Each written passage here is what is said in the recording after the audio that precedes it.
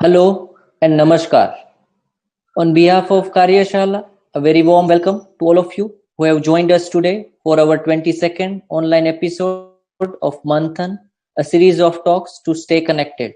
Today, we have with us a social entrepreneur from New Mexico, Miss Judy Frater. Thank you, ma'am, for accepting our invitation and joining with us today. With great honor, let me introduce our today's speaker.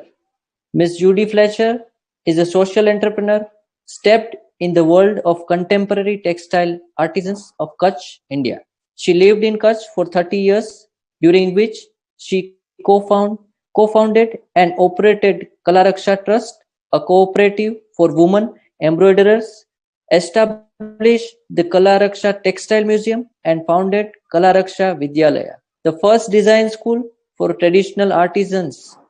For this concept, Ms. Frater was awarded an Ashoka Fellowship for social entrepreneurship in 2003 under her 8-year tenure as a director of the school. Kala Raksha Vidhyalaya received international recognition for its unique approach to education of artisans. Frater received the Sir Misha Black Medal for distinguished services to design education in 2009. The Craft Council of India Kamla Award in 2010, and the George B. Walters 36 Service to Society Award from Lawrence University in 2014. In 2014, to expand the design education program to an institute, Frater joined the KJ Somia Gujarat Trust to begin Somia Kala Vidya. From 2014 to 2020, as a founder director, she initiated a graduate business and management course, outreach to other regions, co-design programs, and a course in craft traditions for non-artisans. Ms. Frater's threads of identity, embroidery, and adornment of the nomadic Rabaris received the Costume Society of America's Mila Davenport Award. Prior to her residency in India, she was associate curator of the Eastern Hemisphere collections at the Textile Museum in Washington, D.C. Without taking much time, let's invite Ms. Judy Frater to talk on sustainability today, the role of education for artisans. Over to you, ma'am. Thank you, Gaurav. I'm very happy to have this opportunity to talk to you about sustainability. And I am not all that technical. Are we sharing my screen now? No, ma'am. From bottom, you can do the share screen. Yeah, I did. Let's see. Okay. Okay, yeah, let's do this. Yes, your screen. Share the screens, ma'am. All right, here we go. Now, today, as Gaurav has mentioned, I want to talk to you about sustainability and the role that design education for artisans can play in it. We hear a lot about sustainability today. I think it's become an important standard and quite a buzzword. But especially if something becomes a buzzword, we have to think, really, what do we mean by sustainability? And my part is, what part can design education for artisans play in that? Okay, I think we all understand what the problem is. Too much what? Too much waste. Tons and tons of waste, and a lot of it clothing, go into landfills every year. And that has a terrible impact on our environment, a far-reaching impact. I think we know that there are solutions. We can use better, use less, recycle, upcycle, but really the issue is to throw less away. So the question that we often ask is, how can fashion become more sustainable? I'll give you my radical answer. It can't. It can't, because the whole concept of fashion is not sustainable. It wants us to consume constantly more and more. When we talk about sustainable fashion, we do try to think about sustainable fashion. Usually craft comes into it, and that's good because craft practices are definitely environmentally sustainable. They use natural materials, they have very little wastage, little to no fossil fuel energy. But when we think about the real problem of fashion, the answer is to consume less. And so here I'm presenting to you my version of the face of sustainable fashion. He is the late Ibrahim Bai Jat. And the original consumers of craft, if we think about it, had very few, maybe only one or two of each textile. But I think we can arguably say that those textiles that they had were luxury items. And they didn't need more because what they had expressed their identity. It was a style rather than a fashion. Traditional textiles were made to last a long time. And when they wore out, people upcycled them. They had the concept of upcycling way before we named it that. They would turn them into quilts made by hand, reuse as much as they could. Rarely did they ever throw anything into the landfill. And the reason that those textiles were so valued was because they were well made and that they were made by people that they knew and trusted.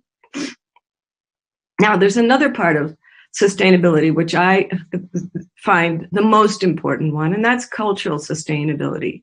When we talk about craft is not just technique. It has much more meaning than surface design. It is cultural heritage.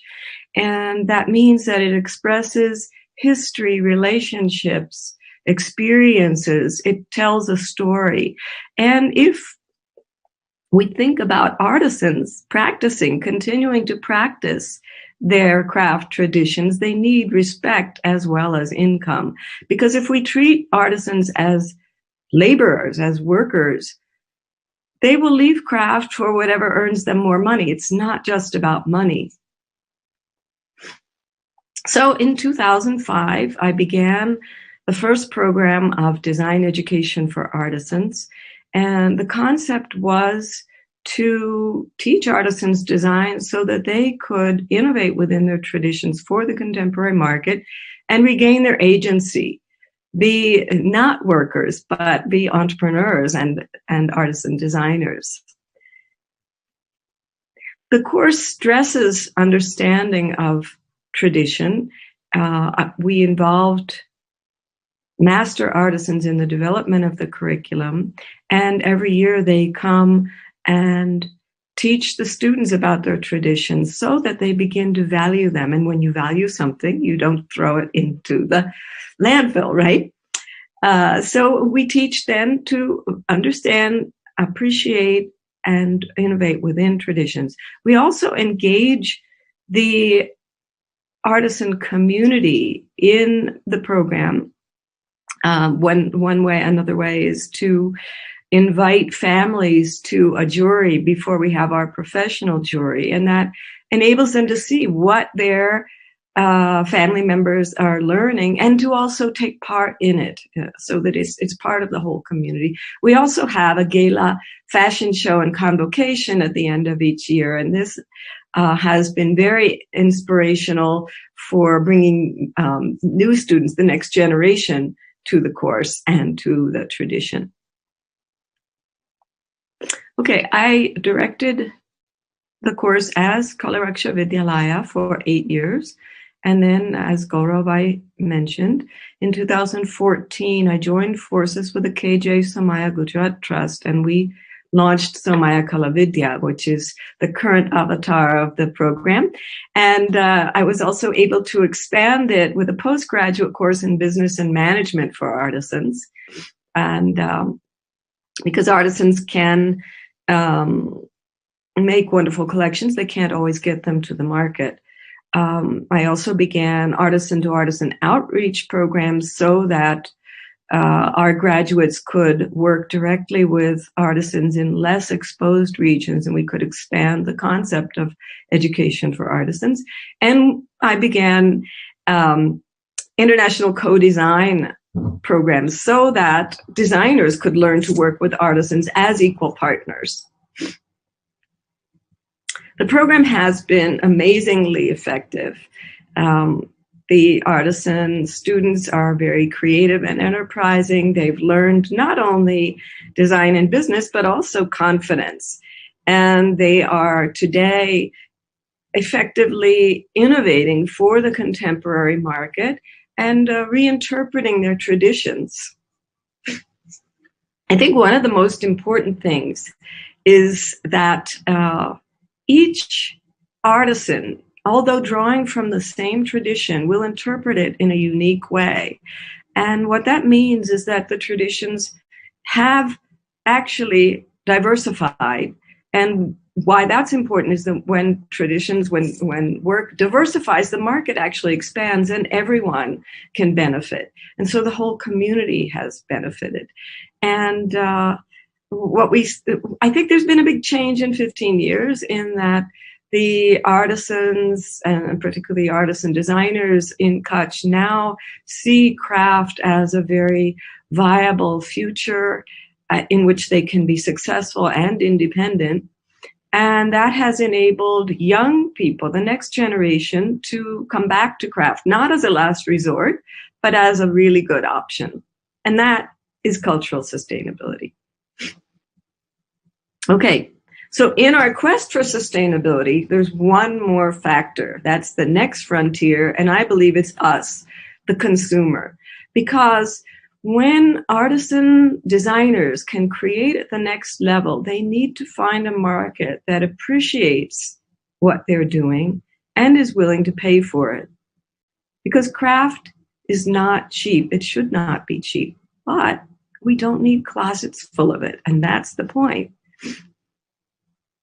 So I think it is possible to find an equitable and sustainable alternative to fashion, which is more akin to style.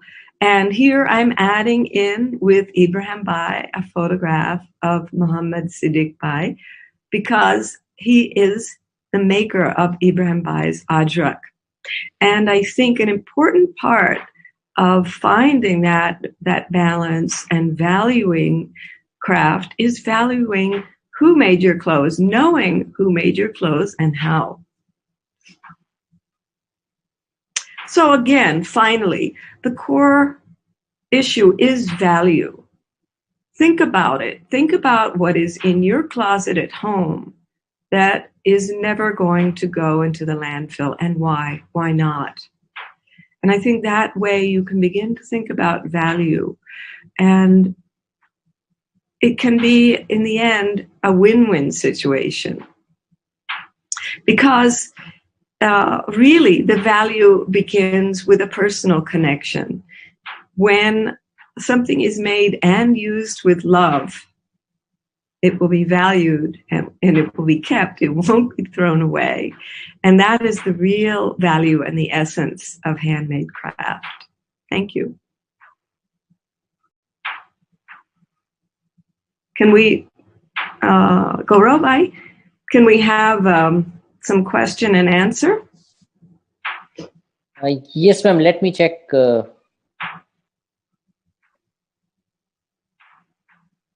Ma'am, there is a time if you want to further explain anything, you can explain. Well, I mean, if it's possible to have question and answer, that really lets me address what people are thinking. Do we have that facility? Right now, there is no question, but I have one question, ma'am. Sure. What do you think in terms of the education for today, what the today's generation is doing? What is your view on that? I think in general, what we have to do, it's very important to teach people how to think, how to evaluate. It's no longer about facts. We have facts at our fingertips. If we need them, we can just look them up on our phone, right? But how to interpret whether those are really facts or whether it's misinformation, right? And I think, Yes. In terms of education for artisans and for people in design, the important thing is to respect. And I think knowledge leads to respect. We have seen again and again, many of our young students, they do return to craft, but they don't know their tradition. There was a big drop about, I don't know if I could say, but the people who are like 30 and under don't know their tradition very well. And to me, that's something I had to learn, because I presumed that we teach design in 1 year, and I'm sure that it takes 4 or 5 years elsewhere. We do that because we understand what artisans already know as a prerequisite. They already know a lot about design, but they don't have maybe the terminology or the consciousness of it. So we kind of bring it up to the consciousness. But I think you need to respect that.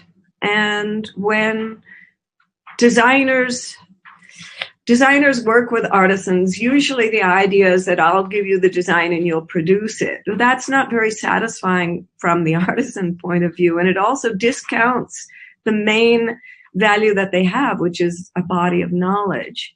And so if we can begin to, I think learning how to collaborate is going to become more and more important too. If we can learn how to assess each other's strengths and use them with respect, then everyone can benefit. Everyone will enjoy the process, and I guarantee you'll get a better product as well.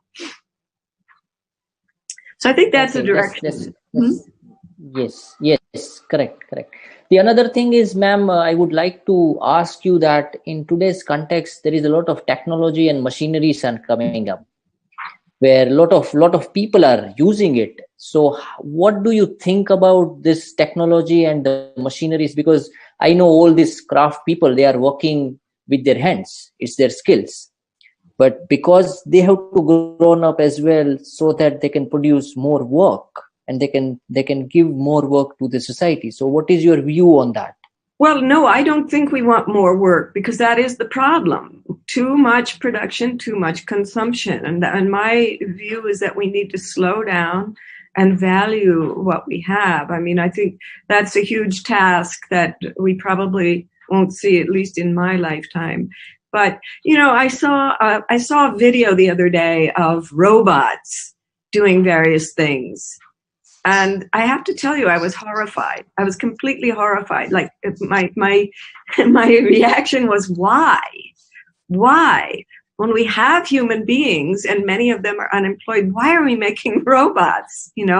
It's always going toward devaluing, where we have to rather turn around and value. And I would hope that this is a terrible time. It's been a terrible year, and it's not over yet, of having to rethink how to do everything. And I think it's about value too.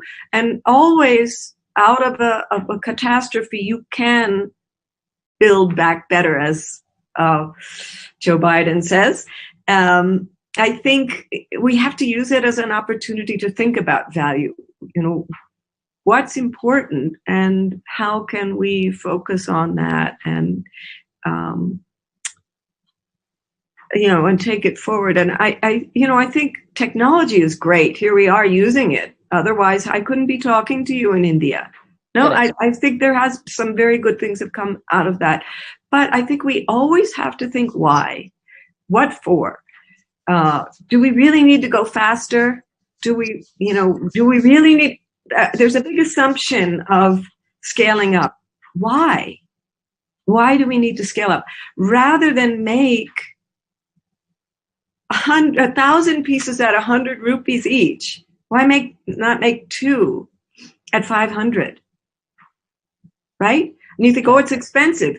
Well, it's expensive if you think you need 100, right? I hope I did the math right, but you get the point, right? Why? Yes. If we have a budget, say, of 1,000 rupees, we could buy 2 things instead of 10. And wouldn't that be better? Yes. Yes, correct. You rightly said this is what the view is. The another thing is, because there will be people will be listening afterwards, or there are people will be live. How the admission procedures and the curriculum is there for this course? Well, you see, the Somaya Kala Vidya course is only open to working traditional artisans as of now, mostly from Kutch. We have taken a couple from Surendranagar, but it's been difficult because of the way the course is, because context is important, because tradition is important. That is how we can teach design in a year. We tap into what the traditional artisan already knows. And again, in that same vein of not needing to be bigger, not needing to scale up, we like to expand out instead of scale up, scale out, so that we can reach artisans in other regions. Why the course is open only to artisans? There are plenty of design courses. I think you're operating from one right there in Rajkot, right? There are plenty of design courses open to non-artisans that don't have those requirements. But there are other reasons that artisans cannot easily attend them. One is language, one is fees, one is time. And so our course is geared to the time, the fees, and the language are all geared to make it possible for artisans to attend. Okay. Right. So which means that, how do you think about the tradition? Because your course is basically focusing on the people who are working traditionally. So yeah, in some of the cases, why I'm asking these questions, because in my family or some other's family, there are people who are making crafts, but now nothing is happening because of some reasons. So there is the one question is how to identify. Is there anything you have in your mind? Are you working on it, or how you're identifying? Yeah, the tradition involves skills, but it's much more than skills. I would make a distinction between someone who has simply learned to print ajrak, for example, and someone whose tradition it is, who knows the iconography. And it's not just iconography, it's the design, actually. There is design in tradition, right? And there is knowledge. So that is what we focus on and try to value and use as a prerequisite to enable the traditional artisan to learn design and take it forward.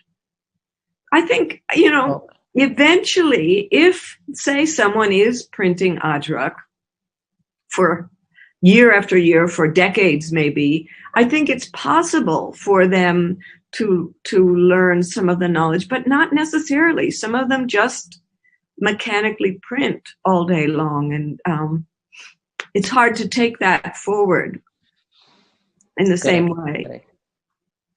Correct. So in the same continuation, ma'am, it's the last question from my side, where all these artisans are working from many years, but today's generation may not have to take the same tradition forward. So do you face any such problems?